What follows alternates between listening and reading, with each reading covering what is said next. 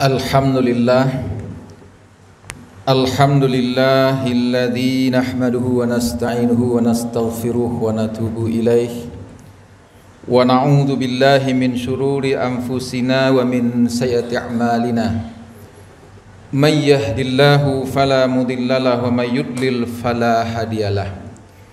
Asyhadu an la ilaha illallah wa asyhadu anna Muhammadan abduhu wa rasuluh. Usikum ibadallah bitaqwallahi hasukum ala ta'atihi wastaftih billadhi huwa khair. Qala Allah ta'ala fil Qur'anil Karim, a'udzu billahi minasy syaithanir rajim. Bismillahirrahmanirrahim. Ya ayyuhan nas, inna khalaqnakum min dzakarin wa untha wa ja'alnakum syu'uban wa qabaila lita'arafu. Inna akramakum indallahi atqakum innallaha alimun khabir. Sadaqallahul azim. Jamaah Jumat yang sama-sama mengharapkan rahmat dan ampunan dari Allah Subhanahu wa taala. Marilah sama-sama kita awali khutbah Jumat di hari yang penuh dengan berkah ini. Bersama-sama kita perbaharui rasa syukur kepada Allah Subhanahu wa taala. Tidak pernah merasa bosan, tidak pernah merasa jenuh dalam setiap majlis, dalam setiap kesempatan. Senantiasa kita awali dengan memperbaharui rasa syukur kepada Allah Subhanahu wa taala. Sebagaimana Allah tidak pernah merasa bosan dan tidak pernah merasa jenuh melimpahkan rahmat dan mencurahkan kasih sayangnya kepada kita semua sebagai hamba-hambanya.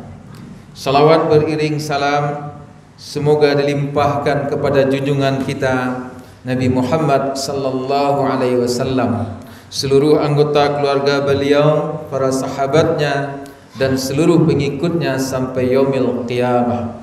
Dan mudah-mudahan insyaallah kita semua termasuk dalam gerbong sebagai pengikut Rasulullah sallallahu alaihi wasallam. Amin. Jamaah Jumat rahimakumullah. Di dalam mukaddimah tadi sengaja kutip-kutip salah satu ayat Allah yang barangkali isinya kita semua sudah sangat sering membaca dan mendengarkannya. Di dalam surat Al-Hujurat ayat ke-13, di dalam ayat ini Allah menggambarkan, menyampaikan kepada kita bahwa kita sebagai manusia memang berbeda-beda. Tidak ada satupun manusia hatta walaupun dia kembar yang sama persis 100%. Apalagi bagi kita-kita yang tidak punya hubungan darah, hubungan keluarga, sudah barang tentu akan banyak perbedaan satu dengan yang lainnya. Ada yang dilahirkan oleh Allah dengan kulit yang putih, hidung mancung gagah. Ada yang Allah dilahirkan hitam legam, hidung pesek, rambut keriting. Ada yang berkulit merah, ada yang kaya, ada yang miskin. Ada yang berdarah biru, lahir dari keturunan bangsawan. Ada yang dari masyarakat biasa. Ada yang berjabatan tinggi, ada yang tidak punya jabatan apa-apa. Ada yang berpendidikan tinggi dan ada juga yang tidak berkesempatan untuk menempuh jenjang pendidikan yang memadai.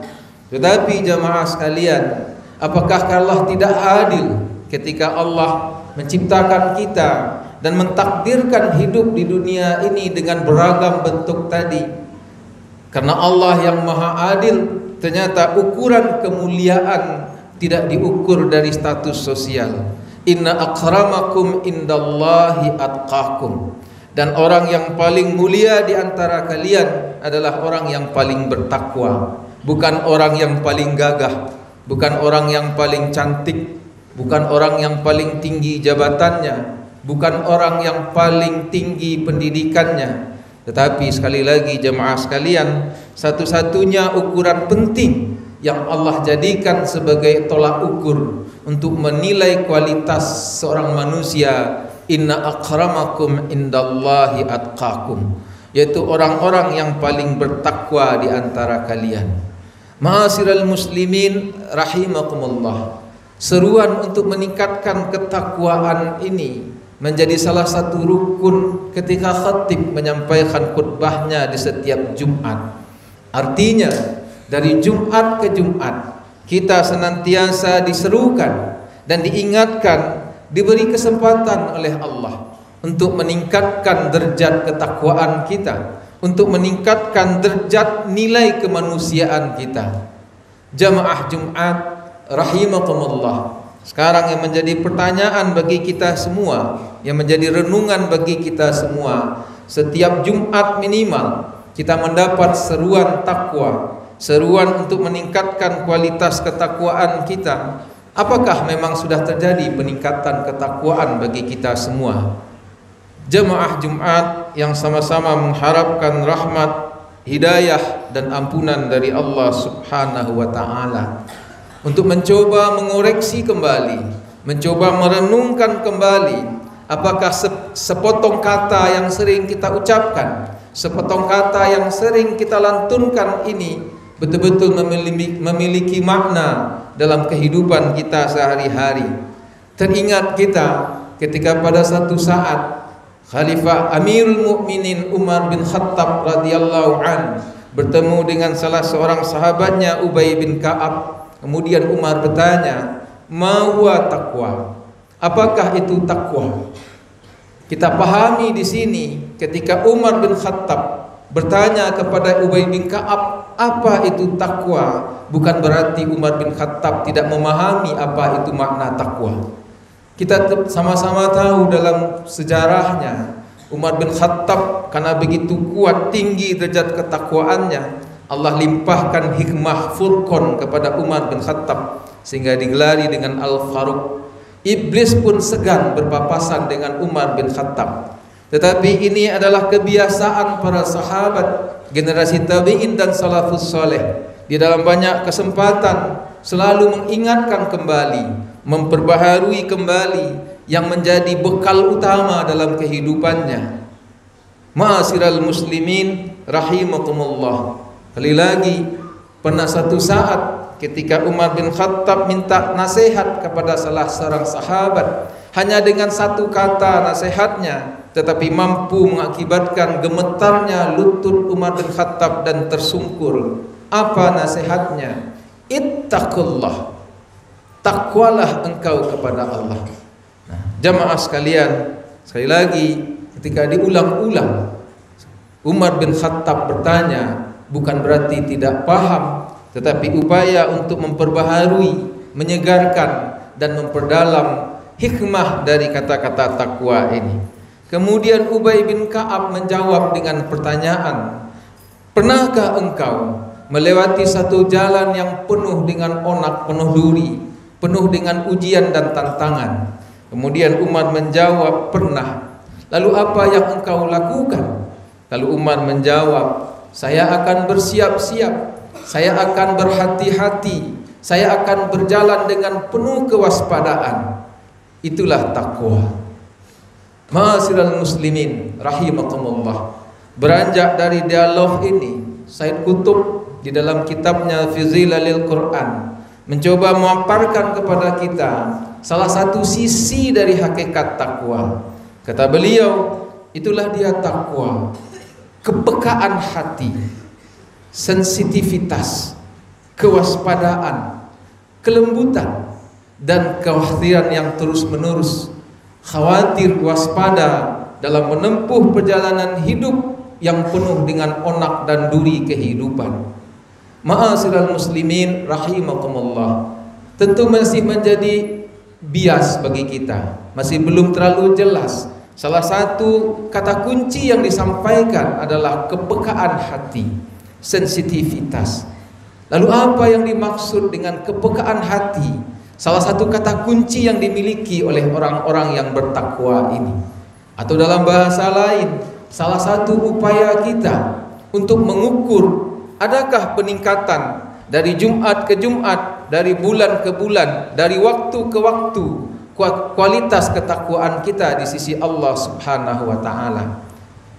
Mungkin lebih mudah untuk kita ambil dalam rangkaian sebuah peristiwa contoh, untuk bisa kita menangkap kira-kira apa yang dimaksud dengan kepekaan hati ini. Pada satu saat ketika di zaman Khalifah Utsman bin Affan, berkumpullah para sahabat di suatu senja menjelang maghrib untuk melakukan iftar jama'i. Dihidangkanlah makanan untuk berbuka puasa yang luar biasa, lengkap, mewah, terhidang, enak-enak dan sangat lezat sekali. Begitu banyaknya pilihan. Tiba-tiba Abdurrahman bin Auf menangis terseduh-seduh. Mendengar tangis Abdurrahman bin Auf yang begitu menyedihkan, para sahabat bertanya, "Apa yang engkau tangiskan?" Abdurrahman bin Auf bukannya menjawab, tetapi kembali menangis. Karena begitu memilukannya tangis Abdurrahman bin Auf, para sahabat yang lain pun ikut menangis. Sesudah Abdurrahman bin Auf bisa menenangkan dirinya, kemudian Abdurrahman bin Auf menjawab, ketika menghadapi makanan yang begitu lezat, mewah, nikmat dan lengkap semuanya tersedia, saya teringat dengan sahabat kita. Ada salah seorang di antara kita ketika masa jahiliyahnya adalah seorang pemuda yang paling mewah pakaiannya, minyak wanginya yang paling harum, orangnya yang paling gagah, makanannya yang paling lezat. Tetapi ketika dia memilih jalan bersama Rasulullah sallallahu alaihi wasallam, di ujung hayatnya apa yang dia tinggalkan hanyalah sepocok kain. Ketika ditutup kepalanya, kakinya tersingkap. Ketika ditutup kakinya, kepalanya yang tersingkap. Itulah Mus'ab bin Umair. Dan sekarang Mus'ab bin Umair telah bersenang-senang bersama-sama dengan Rasulullah di surganya. Yang saya khawatirkan, ketika Allah dahulukan kenikmatan, kemewahan di dunia ini, kemudian kita tidak dapat bagian lagi di akhirat bertemu dengan Rasulullah sallallahu alaihi wasallam. Jamaah sekalian, yang ingin kita sampaikan di sini tentu bukan tidak boleh orang menikmati rezeki yang diberikan oleh Allah, tetapi kata kuncinya adalah kepekaan hati yang dimiliki oleh Abdurrahman bin Auf. Apapun yang dia alami di dunia ini, dia refleksikan dengan kehidupannya di akhirat. Seperti apa kira-kira kondisi saya nanti di akhirat? Baik itu dengan ujian dan tantangan, baik itu dengan kelezatan, nikmat, rezeki apapun, dia refleksikan dengan kehidupannya di akhirat kelak. Jamaah Jumat rahimakumullah. Kemudian yang kedua, kita kutip sebuah kisah lain yang menggambarkan tentang kepekaan hati orang yang bertakwa ini. Tersebutlah seorang pemuda, seorang tabi'in, muridnya Abdullah bin Mas'ud, Ribi al-Quthaimi. Ketika siapakah Ribi al-Quthaimi ini? Ketika Ribi al-Quthaimi berusia remaja seperti anak-anak kita yang masih SMP ini, malam-malamnya dihabiskan dengan qiyamul lail, kemudian bertahajud dan bermunajat kepada Allah, minta ampun kepada Allah. Setiap malam dia menangis terseduh-seduh, meminta diampunkan segala dosanya. Ibunya yang sangat menyayanginya sangat mengkhawatirkan Ribi al-Quthaim remaja ini. Hingga ibunya satu hari bertanya, "Ananda, dosa apa yang telah engkau lakukan sampai setiap malam engkau menangis minta ampun kepada Allah? Ataukah engkau telah membunuh seseorang? Kalau iya, sampaikan, kita datangi keluarganya dan kita mintakan maafnya. Pasti mereka akan maafkan ketika mengetahui engkau tiap malam menangis minta ampun dan memberikan penyesalan." Kemudian Ribi al-Quthaimi muda, remaja belia ini menjawab, "Tolong jangan sampaikan kepada yang lain, ini rahasia kita berdua. Betul, saya telah membunuh seseorang." Dijawab oleh ibunya, "Siapa yang telah engkau bunuh?" "Telah saya bunuh jiwa saya sendiri dengan dosa-dosa yang saya lakukan." Jamaah Jumat rahimakumullah.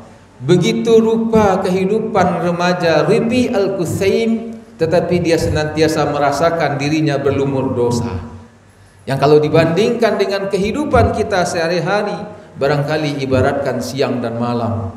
Harinya penuh dengan beribadah, zikir, dan selalu merasakan muraqabatullah, tetapi yang dia rasakan seolah-olah dosanya yang tidak pernah terampuni. Tidak ada lagi orang yang dosanya lebih berat, lebih besar daripada dirinya sendiri.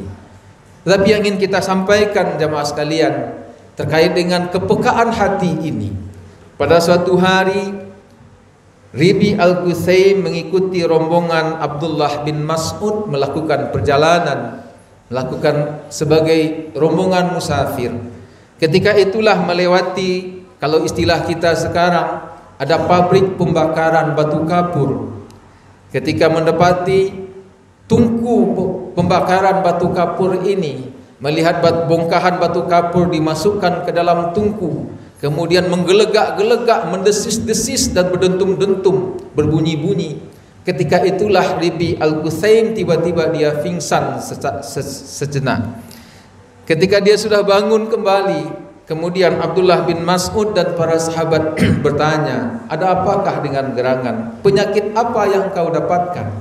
Kemudian Ribi Al-Quthaim menggambarkan ketika melihat gejolak gumpalan batu-batu kapur dimasukkan ke dalam tungku ini, saya teringat dengan surat Al-Furqan ayat 12-13.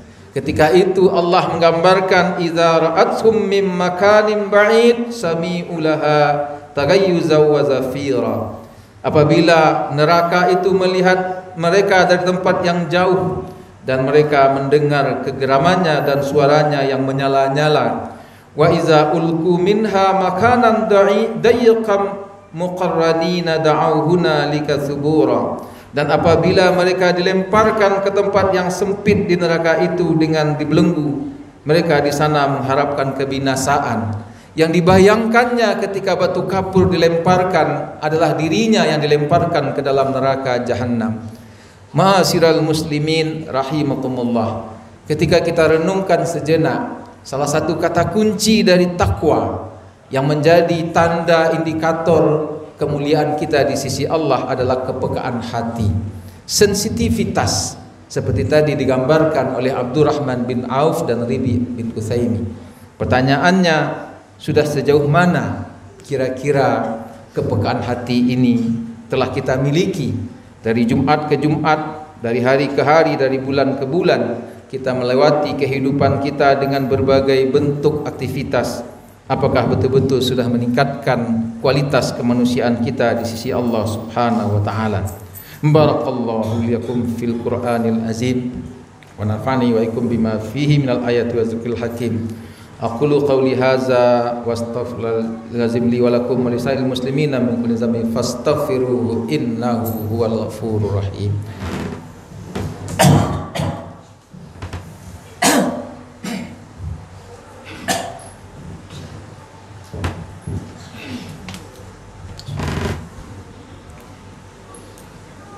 Alhamdulillahilladzi hadana li hadza wa ma kunna linahtadiya laula an hadanallah.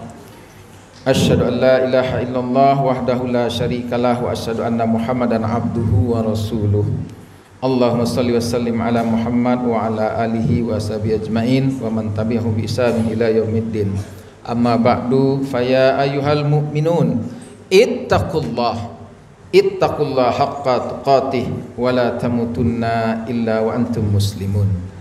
Jamaah Jumat rahimakumullah, sebelum kita tutup khutbah yang kedua ini dengan bermunajat kepada Allah, kita review kembali poin-poin yang tadi khatib sampaikan pada khutbah yang pertama.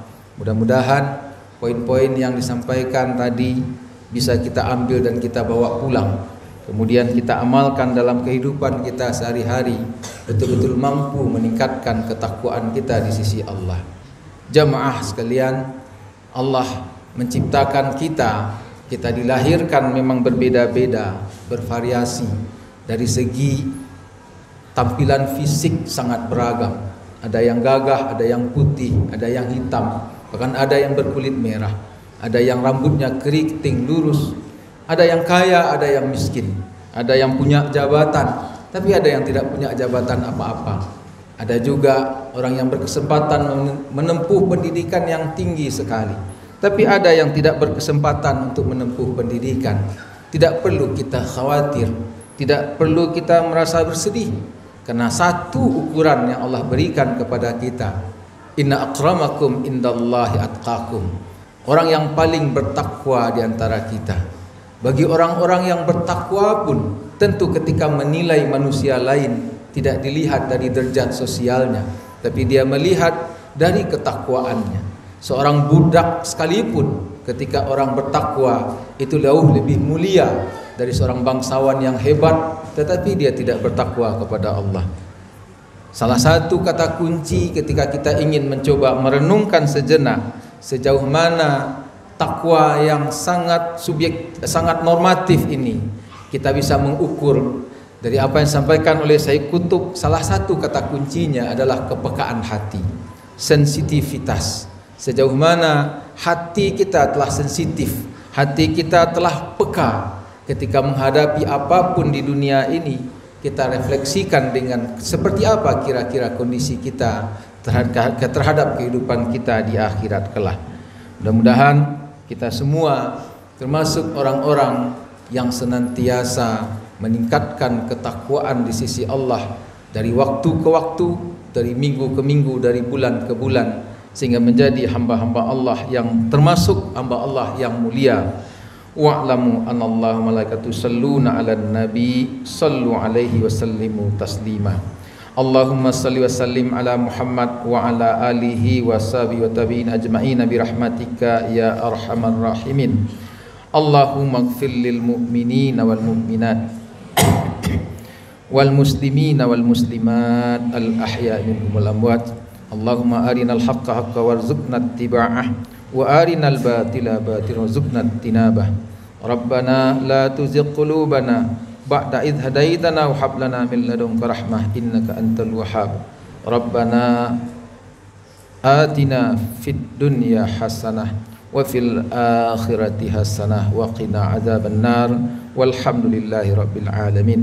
Ibadallah, innallaha ya'muru bil adli wal ihsan wa ita'i dzil qurba wa yanha 'anil fahsya'i wal munkar wal baghi ya'izukum la'allakum tadhakkarun waskurukum bidzikri alaikum wa dzikrullahi akbar. Wa aqimus shalah.